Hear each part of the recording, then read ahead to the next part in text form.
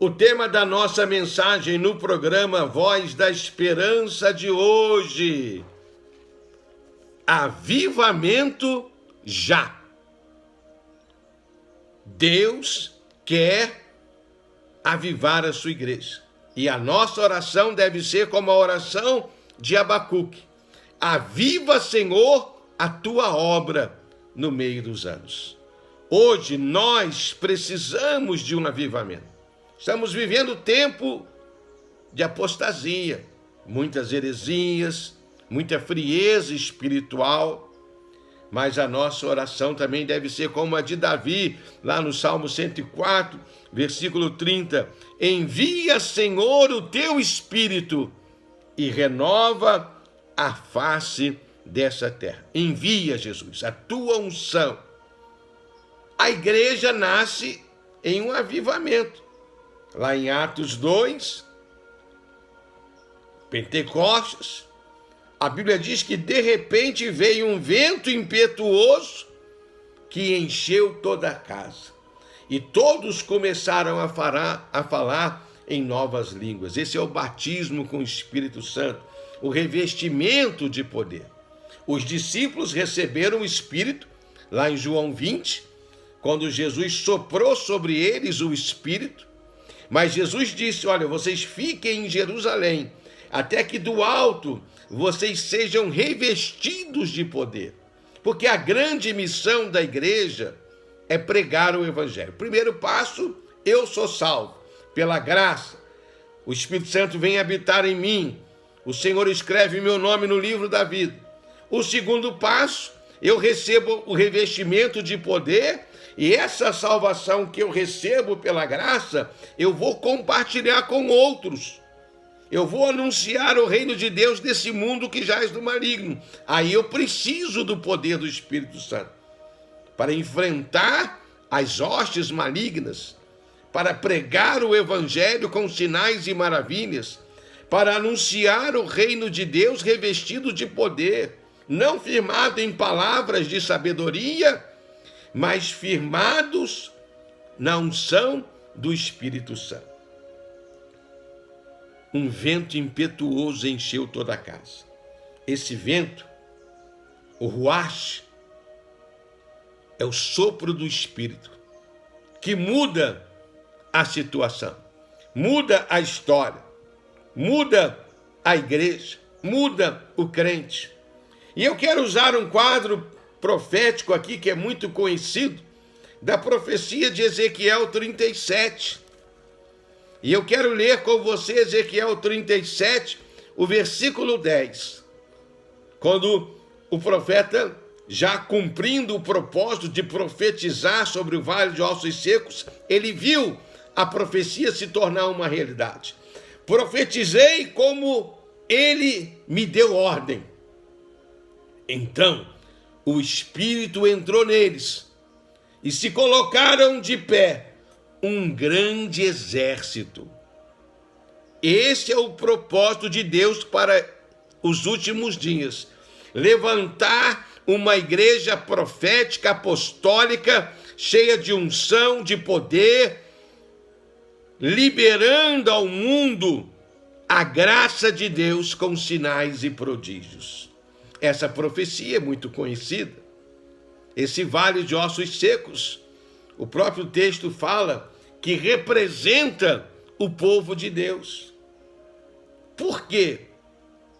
O texto fala que parte do povo de Deus perdeu a esperança.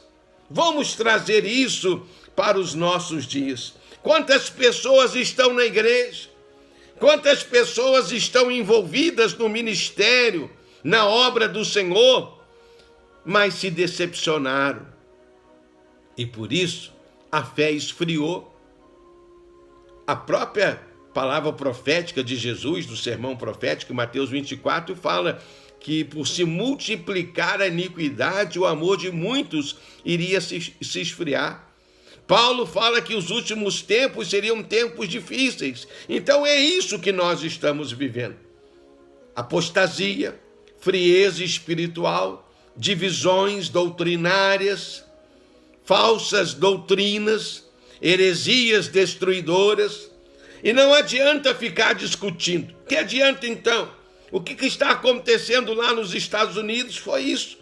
O povo ficou insatisfeito com a religiosidade sem vida e fez aquilo que devemos fazer. Foi chorar aos pés de Jesus. Foi buscar a Deus. Foi orar. E eles começaram a orar e estão orando até hoje. O culto de oração já dura mais de 200 horas e Deus está derramando unção, cura divina, adoração. Avivamento é isso. E a profecia de Ezequiel fala sobre isso. Deus pegou o profeta e levou ele a um vale de ossos secos. E o texto fala que esse vale de ossos é a casa de Deus. É o povo de Deus. Trazendo para nós hoje, é o povo dividido, é o povo em apostasia, é o povo acreditando em heresias, é o povo frio, que muito mal vai domingo no culto, o pastor tem que estar falando, domingo tem culto de oração, então a maioria não vai, consagração a maioria não vai, estudar a palavra, ler a palavra, meditar a palavra dia e noite, a maioria não faz. Como mudar isso? Aí Deus tomou o profeta e falou para ele, é isso que vai mudar a história da igreja e a nossa história como povo de Deus e o nosso ministério. Ele disse primeiro, ossos secos, ouvi a palavra do Senhor. Tudo começa firmado na palavra. A palavra é a revelação do Cristo. O verbo que se fez carne. A palavra é Jesus. Martim Lutero falava isso com muita propriedade. Quando eu toco na palavra, eu toco em Jesus. Então Deus falou para o profeta e fala para nós, ouvi a palavra, estude a palavra, leia a palavra, medite na palavra. Ossos secos, ouvi a palavra. E depois, o segundo passo, Deus falou ao profeta, profetiza, vento que vem dos quatro cantos sopra sobre nós. Então começa com a palavra, estudando a palavra, aí a oração se torna profética. Você começa a orar, começa a clamar e começa a profetizar, como Abacuque. Você começa a dizer, Senhor, aviva a tua obra. Como Davi, você começa a dizer, Senhor, envia a tua unção e renova a face dessa terra. Aí Deus, nessa profecia, fala que ele vai abrir a sepultura. Ele vai tirar o povo da morte, da frieza, da apatia, da apostasia, da heresia destruidora. E ele vai trazer o povo para o centro da sua vontade. Qual é a vontade de Deus para a igreja? É o que está em Atos. Tudo que foi escrito para a nossa edificação. Então a igreja de Atos é um modelo daquilo que é a vontade de Deus para a vida da igreja. Perseveravam na doutrina dos apóstolos, a sã doutrina, a palavra da verdade. Perseveravam na oração, a oração é a base da vitória, da vida abençoada. Perseveravam na oração, na comunhão, unidade, no partir do pão. Essa comunhão, essa unidade, fala da caridade, mas fala também da Santa Ceia, da mesa do Senhor. Eu tenho que estar na mesa do Senhor, e lá no livro de Atos eles faziam isso todos os dias. Não era uma vez por mês, nem uma vez por semana. Não havia, no princípio, divisão. A Bíblia diz que um só era o coração da multidão dos que criam. Pedro pregou, 3.000 almas se converteram.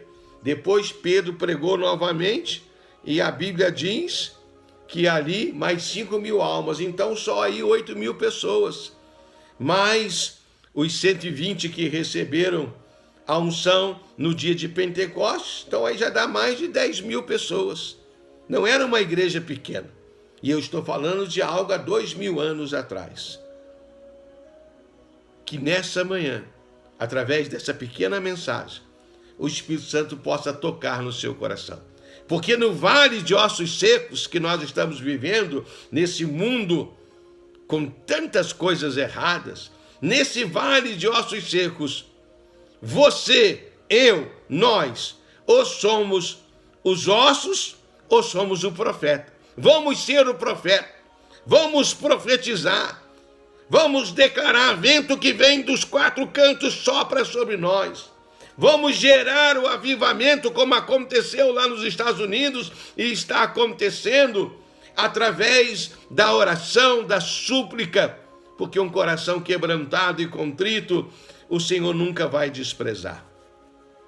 Se você estudar a história do avivamento, você vai encontrar alguns avivamentos que foram famosos na história, né? Que até hoje se fala muito sobre ele.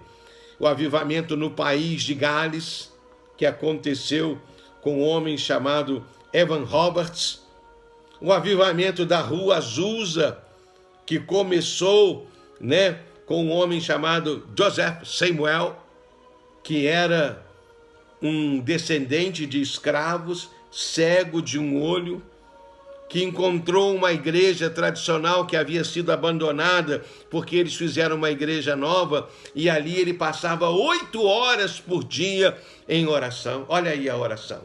E foi através do avivamento da Rua Azusa que nasceu a Igreja Assembleia de Deus, que é a mãe das igrejas pentecostais no Brasil. 2 homens que vieram da Suécia para os Estados Unidos para o avivamento da Rua Azusa.